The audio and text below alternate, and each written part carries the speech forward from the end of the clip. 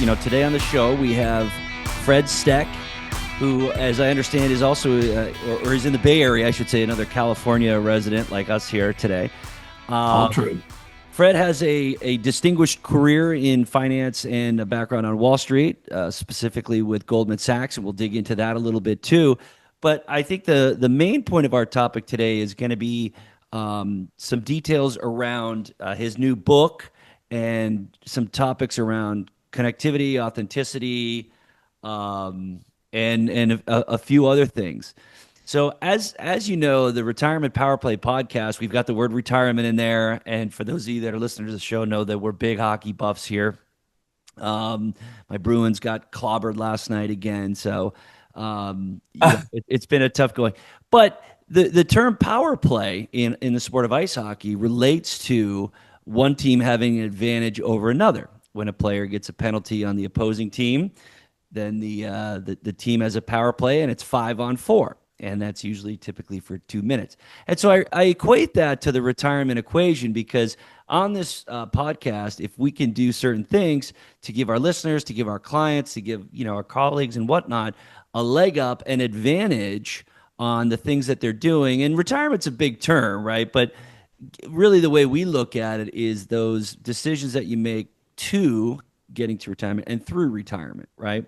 And so I'm excited to dig into today's topic. So, Brad, I've been rambling on, babbling. I've had my third cup of coffee here at 9 o'clock in the morning. But welcome to the show. Why don't you give us a little background on yourself and some elaborate on some things that we mentioned before, and some things that maybe you're working on now. Well, I grew up in Southern California. Actually grew up in the Newport Beach area, and then in Arcadia, in the San Gabriel Valley. I went to school at UC Santa Barbara, and was wound up getting involved in financial service. I can't say that it was a plan. But I wound up there, and it happened to be an area that I was, particularly well suited. But what was I was particularly well suited at, I thought, was the idea of sales, but more broadly with developing relationships, and that has really been a bit of a hallmark, if you would, of my career. So wound up with Goldman. And had a successful, career there, starting out in San Francisco, and then was national sales manager working in New York for about 10 years, then came back to San Francisco. Then I took a bit of a left-hand turn and wound up with a horse ranch in San Ynez, and became, a legitimate horse trainer and competitor in a cowboy event called cutting. And we had a good run at that, and then came back and relocated to the Bay Area and started writing. And, the idea of writing and leaving, if you would, a legacy, which has a little bit to do with retirement, if you would. We had a book launch last night, and I was asked the question, why did you write this book? And it's actually multifaceted. One, I like writing and talking, and I'm believing in the importance of developing sustainable long-term relationships, but mostly human-centered relationships in a digital world. Our digital conveniences can be helpful with that, but really long-term relationships really require human-centered skill set. That was one. But two, I enjoyed actually talking about it, giving lectures. So when I was first asked by the publisher, why did you write this book? I said, well, it's a bit of a calling card. So if somebody wanted to hire me to come and speak at a conference or at a university or whatever, well, what do you talk about? And I said, well, read my book. There you go. But then the other reason I wrote, which is a very highly personal reason, was When I first was in college, I managed to go on academic probation on my very first quarter. My father was a very brilliant guy. He was an attorney, graduated from Harvard Law at the age of 22, and he was a great letter writer. And he wrote me a letter which basically said either get your stuff together or no more money. But he said it in a much more eloquent way. Hmm. And I have searched for this letter. I've moved a lot, go through all my files. I can't find this letter. So it became important for me to write something. It's not really a memoir, but really to write about things that happened in my career that really formulated my view of developing relationships, but also indicated some very important and critical parts of life. So that's how we got to this point. Very interesting. Now, I got to interject something here about this sort of academic issue at UC Santa Barbara, which, by the way, great school. I know Isla Vista can get a little crazy too, so it's probably, understandable. But I went to a small business school back east called Babson College, and very, very good school. I knew it was a good school at the time, but I really had no idea how good a school it was and what it was preparing me for. But I was a lacrosse player there too, and an ad hoc hockey player. But what I wanted to mention is my first semester, my grades actually weren't as great as they should have been as well. And I joked around that the school recommended that I take a semester abroad at home.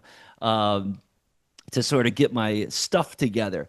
Now, I remember going out to lunch with my father. And so I guess at the time, I'm what, 18, 19 years old.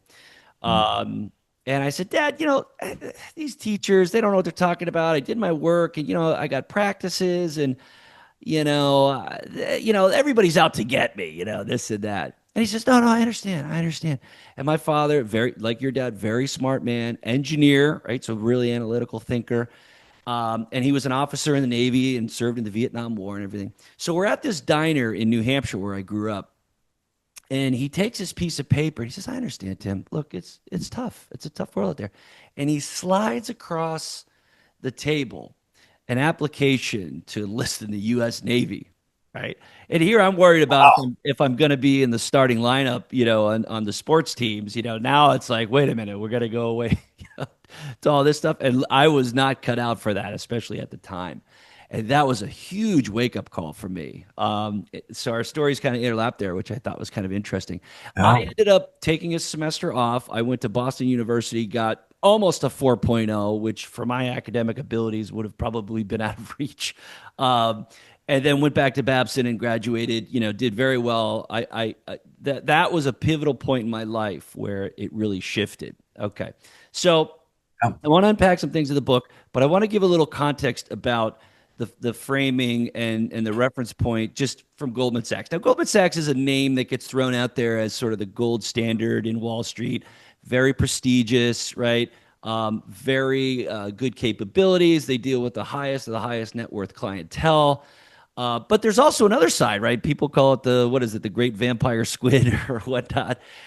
I'm not here to pick on Goldman Sachs or anything like that, but I'd like to learn about, through the 80s and 90s and 2000s and whatnot, when you were there. What was the culture like for you on the front lines of Wall Street back then? I there's a part of my book where I write about my first day there Hmm. when John Weinberg and John Whitehead were the co-senior partners at that time. And, we were have a bunch of fresh face, new hires. And Hmm. I still remember John Weinberg coming into that room and talking about the firm. And he talked about the firm in a much different way. He didn't talk about how great the firm was, how much money it made, what the big deals were, but he talked about teamwork, collaboration, the creating leaders by example. He was really, I say in the book, it was like your favorite uncle had come to talk to you about how your dating life was. Right. And then John Whitehead came in. He was slightly more erudite, sophisticated guy. Eventually, was an undersecretary of state. Mhm. He was kind of the guy that you wanted in the head office, look the Mhm. part if you would. My experience with Goldman was an extraordinarily positive one. I liked the business not because of the deals we did, Mhm. but because we knew something about everything. There wasn't a subject that I couldn't engage with you at a cocktail party and actually sound somewhat coherent and well read on it.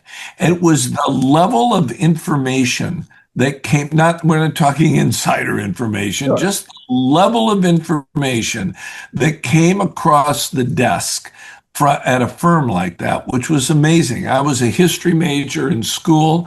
And so the idea of really knowing the nuance of issues that were going around the world, I found to be quite amazing.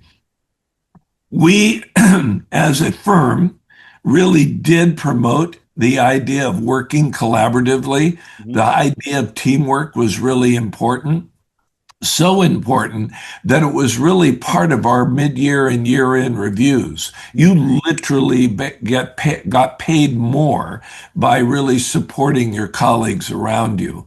So, my experience with them was very much that. Was it a difficult business? Yeah, I guess. I mean, we certainly had a certain amount of pressure, but no more pressure than any other business, really.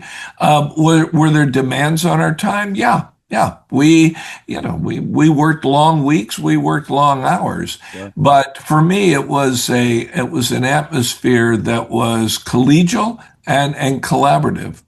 Interesting. So let's go from the Wall Street aspect to the people aspect, which certainly Goldman recognized at the time that that was an important part. So in a world sort of dominated by transactions, how did you keep a human connection at the center of that kind of sales and leadership? That's again kind of an iterative process, if you would. I write about two particular salespeople in the book, and I also write about a chapter called vulnerability, Mm, and the idea of exposing yourself, somewhat risky, sure. but the amazing advantage that happens. Both these guys wound up keeping relationships with their clients long after their stint at Goldman. Mm, And I was not as good as at that, honestly. mhm. I think when I went to New York, I was far more protective, if you would, for whatever reason, either protective because I didn't know the landscape. When I worked in San Francisco, we were extraordinarily collaborative, and our relations with clients were much more important. But Mitch and Frank were amazing in the sense that they they brought their personal life, if you would. They brought their vulnerabilities in the coverage with their clients. And that actually formed a much deeper relationship with them. My very first boss at a different firm actually was very detailed about knowing everything about their clients, when they were promoted, when the kids graduated, when the birthdays were. And I do think that these, quote, old school ways of connecting can be very, very powerful because you're competing with people who think that a text is okay. That text is just that. My text looks like every other text you get. Right. It's kind of like my sending in my resume. My resume on online looks like every other resume. So Right. the reality is you need to find a way to distinguish yourself. And old school, pick up the phone. I love it. I love it. And going back to that sort of concept of vulnerability, it also sort of makes me think of authenticity, which can be difficult, especially in a sector, let's say with finance, where you're operating at an elite level. You're working with people and their money, and it's very emotional, for both sides. And to kind of, put it out there, I like to say here at our firm, which is creatively named Dire Wealth Management, I might add, um, you know, we we take our work really seriously, but we don't take ourselves so seriously, right? There's a certain amount of um, just sort of self-deprecation that's just good, and it allows us to sort of connect and talk as humans because we've all got great traits and characteristics and skills, but we're all flawed in other ways as well, and that's okay. That's okay. Yeah, I think that again, the movie version of Wall Street is a fun and entertaining version. No one actually sold their business over the internet. If I'm gonna buy your business, you're gonna want to meet me, right? You're selling your legacy. This is something you built. This has a great deal of personal attachment. So if you're thinking of selling, you would like to sell it to somebody who you think shares some of your views of the world, your views of your clients. It's a great deal of responsibility when you're building a business. I gave a talk at the Haas School, Hmm. the University of California, Berkeley. And this was to a group of founders and CEOs. The interesting question that they asked was, we're, you know, most of our employees are Gen Z or they're millennials or they're a different generation than me. How do I connect with them? It kind of the implication was, how do I be like them? And my answer to that is don't be like them. You can't, I could never be Gen Z. That's it. I'm a boomer. That's who it is. So you bring your authenticity. So you bring your authenticity, your vulnerability, and what happens is it's much easier for them to assimilate what you're having to say. The famous author Tom Wolfe, who wrote Bonfire of the Vanities, wrote Gangs of LA. This is a guy who dressed in a white suit, blue shirt, tie, white hat, a Southerner. And he was asked in an interview, how is it that you can get these gang members of New York, astronauts, Wall Street people to talk to you? And he says, because I bring my authentic self. So if you're a money manager building clients, you want to bring your authentic self because in the end, one of the themes that goes throughout this book is trust. Yeah. Yeah, and trust is a tricky thing because you have to be trustworthy to gain trust.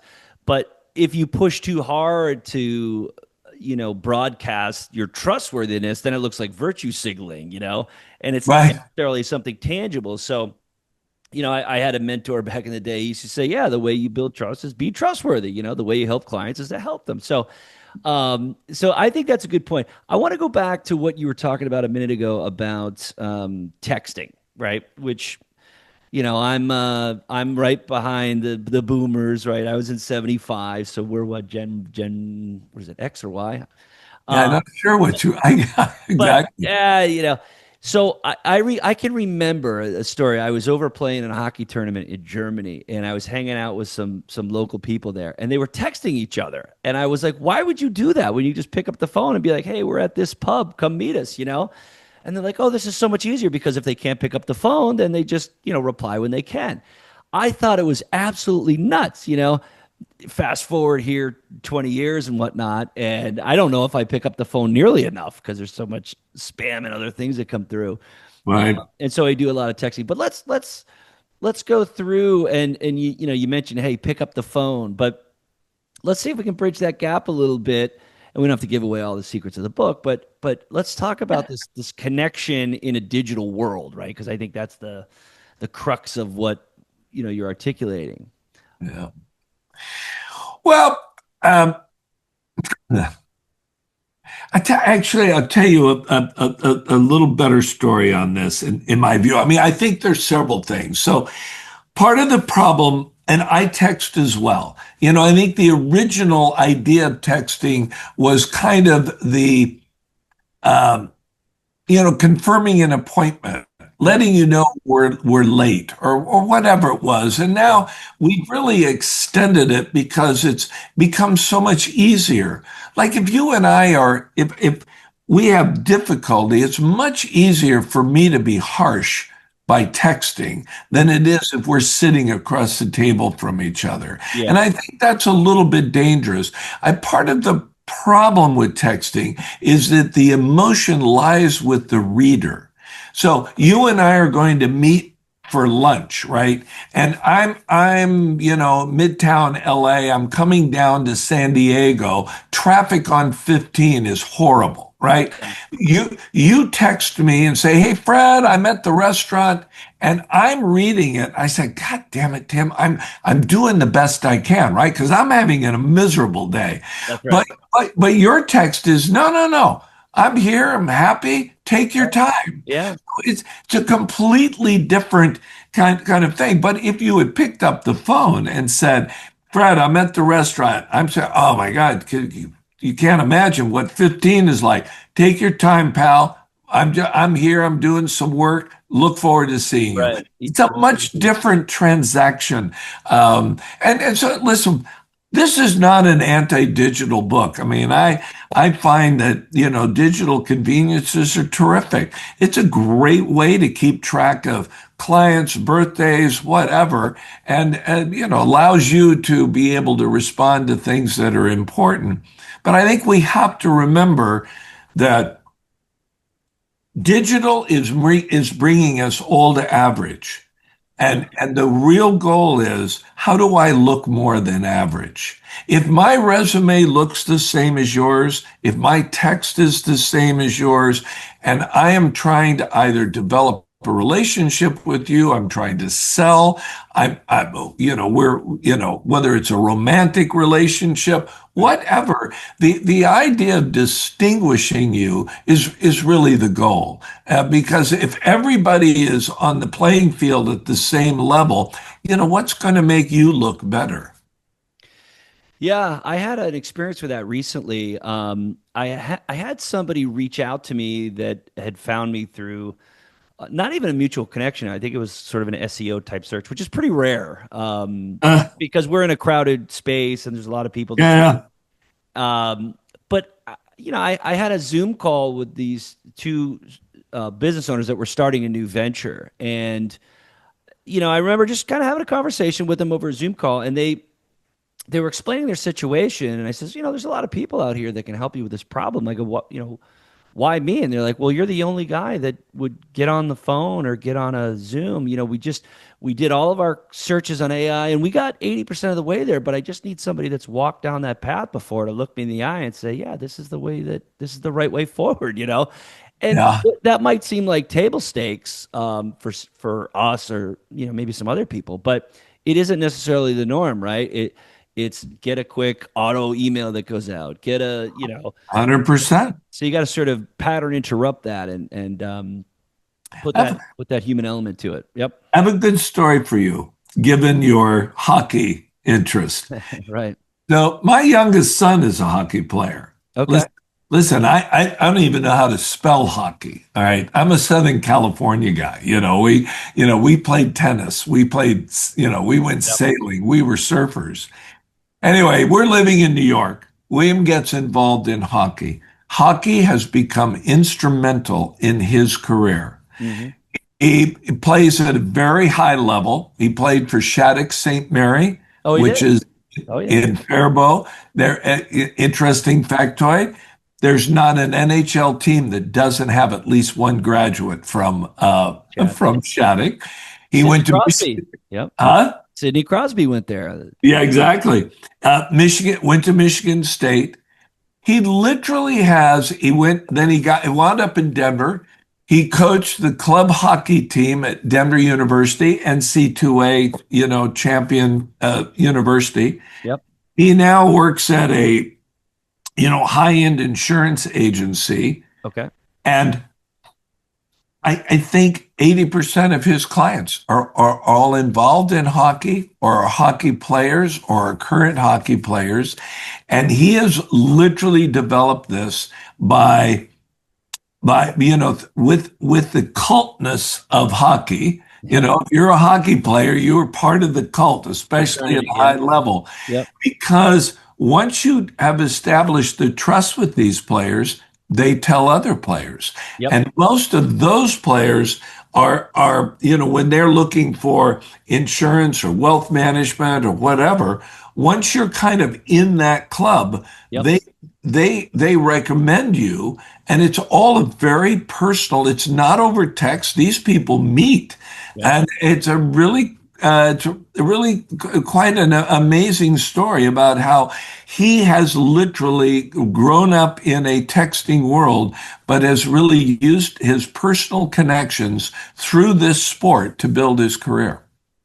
That's amazing. I think we might have our next podcast guest, lined up here. Oh, Well, you should have, absolutely. You should have William on. You would have a great deal of a lot in common and a great deal of fun developing how his career has really been instrumental in his willingness to be vulnerable, to reach out, to have personal connections. And it's all, and the common theme is that they've all had something to do with hockey. yeah, I love it. I love it. So he would know what a power play is. I don't have to explain it to him. Oh yeah, no, yeah. You wouldn't have to explain that to him. So Fred, I know that the book just recently launched, and I guess we're the factors of being able to interview you just right after that happened. So Yeah. I want to hear how the launch went, but I do want to talk about the book just a little more, and I want to see if we can relate that to, and we'll use a demographic of maybe somebody that is, past the actual retirement phase where they're in retirement is what I'm getting at, as Mhm. opposed to somebody leading up to it, which may have some more work type overlap with this theory. So let's talk a little bit about how somebody that's in retirement in their life, how do you see, this, it's a bit of a loaded question, I know, but how do you see this authenticity, this connectivity, this human side of life in such a digital world applying to them? And what are some things that maybe they can do to become aware and improve their overall happiness or life? Yeah. Um, well, I think you can go into retirement in two ways. You can go into retirement and wave the white towel, think you're done, Mm-hmm. or you can go into retirement and be willing to be a participant in life and really want to fully experience it. I write a lot about restaurants because I kind of see high-end restaurants as really the kind of the last the last bastion of true interpersonal relationships. Mm-hmm. So you can go into a restaurant and you can, you know, be the guy with a lot of money and, order your dinner and not really interact with the server. Yeah. But you have to remember, the server is your link between why you came to the restaurant. On the other hand, you can look at restaurants in a way of how do I make this experience better? How do I make this experience more fun?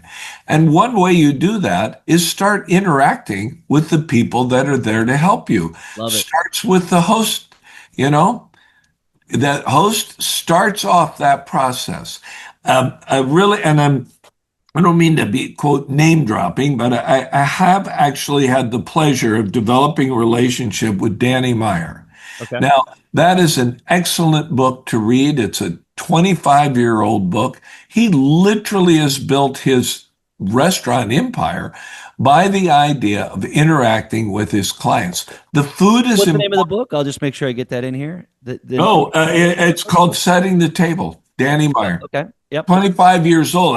It's required reading at all the high-end hospitality schools in the country. Got it. And I think they're trying to get him to write a sequel because when he first wrote it, he had, it was really all about his developing Union Square Cafe and then the other restaurants that he has developed. Anyway, sitting at your table, the waiter, the sommelier, you can order wine by going down the right-hand column to Yep. impress you by how much money I can spend, or you can engage with the sommelier. He or she built that wine list. So Right. ask them. They know more about that wine list than you do. I don't care how much you know about Right. wine. And so if you're in retirement and you're going out to dinner, one of the ways you can make that experience far more interesting is to make yourself a little bit more vulnerable, ask questions, listen, and see if you can't develop a relationship with your server, with the restaurant. It makes the whole activity much more entertaining. Sure. Yeah, the other way you can do is take a language. I I was invited. I'll save you the story on how I got invited, but I was invited to a wedding in Sardinia, Italia, and I was the only American there, but I was also the only guy that spoke one language. Literally, everybody else spoke three to seven, Right. and the U.S. is you know so language phobic. We think everybody should speak English. Okay. But I'll tell you, you go to Italy and so I started taking Italian. Yep. That has changed my experience when I travel to Italy. I mean, like amazingly so. It's a much deeper experience. I've developed a community over there. So if you're in retirement, take a language. It is food and language are the two most human things that we can do. And so if you really want to enrich your life, think about those two items and how I can make that better. You say, well, what does that have to do with business? I don't know. But my suspicion is if you engage in both of those things, it will introduce you to people who are also engaged.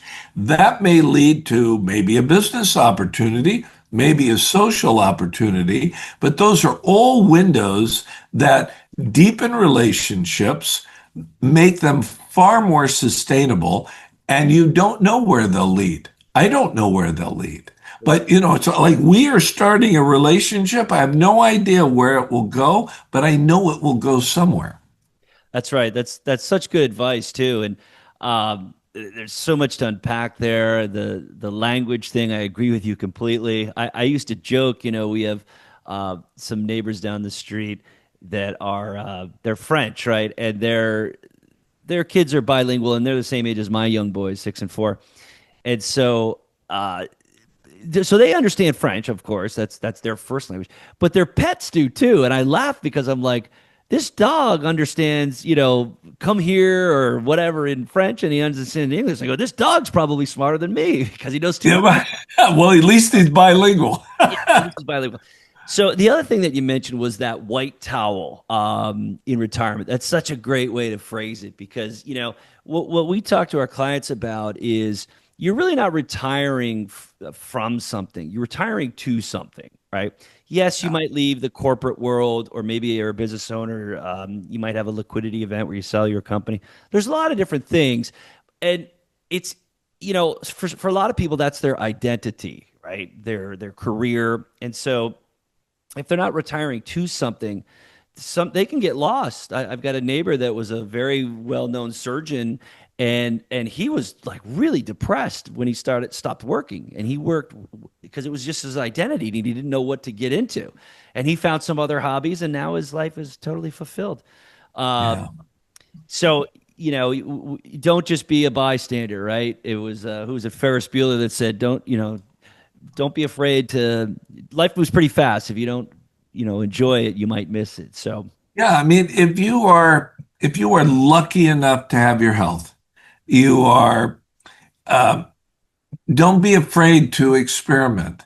The idea of doing something different, the idea of exposing yourself to, listen, I did not grow up as a writer.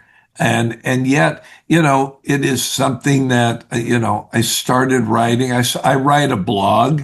yep, And so, the blog, kept getting feedback on it. Now it's developed into a book. it's opened up a whole different world. Right. And I'm not trained to do any of this. But you don't have to be trained to do this, but you have to commit yourself to it. And by doing that, it just enriches your life. There's plenty of time. So make use of it. Well, as we bring this to a close, I think that's great advice. We opened up the show talking a little bit about legacy and then some of the nuances about, stopping to smell the roses, work,